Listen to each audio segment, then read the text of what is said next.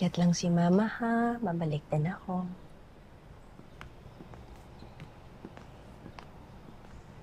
Ma'am, Sige. Christy, Ano, Ate Meldy, kuha ka na lang ng may inom namin ha. salamat. Tulog?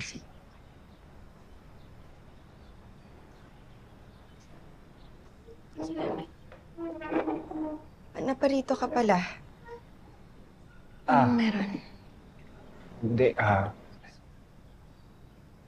Salamat, Ate Meldy. salamat hindi, meron lang akong dinala. May extra kasi ako sa trabaho. Ayun. Salamat. Hindi mo naman kailangan magpasalamat dahil obligasyon ko yun sa anak natin. Saka, responsibilidad ko din naman ang pagpapalaki sa kanya. Buti na nga lang, maayos yung sa shop. Meron akong suki na ngayon. Tapos meron akong kliyente na nagpapatulong sa akin na ibenta yung sasakyan niya. May commission daw. Kaya ayun, may mga extra pa ako.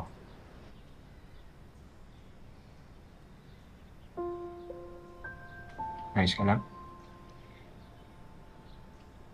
Hindi lang ako sanay pa sa ganitong setup namin ni Jordan eh. Wala, pakiramdam ko kasi parang pinagpapasahan namin si Tori na parang bola tuwing weekend. Dahil ba yan dun sa pagka-anal nyo ni Jordan?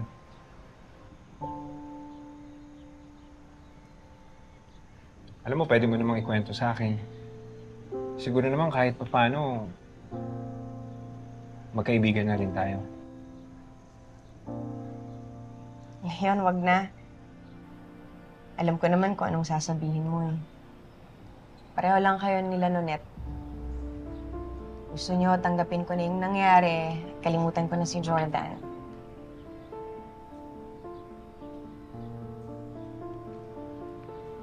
Christy, alam mo, kung may nakakaintindi sa pinagdadaanan mo, ako yun. Hindi ko nga mapigilan yung nararamdaman ng puso ko. Kahit naman masakit, kahit naman alam kong walang pag-asa,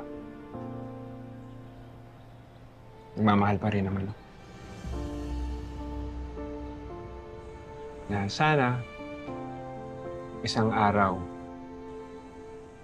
hindi na masakit, hindi ka na umaasa.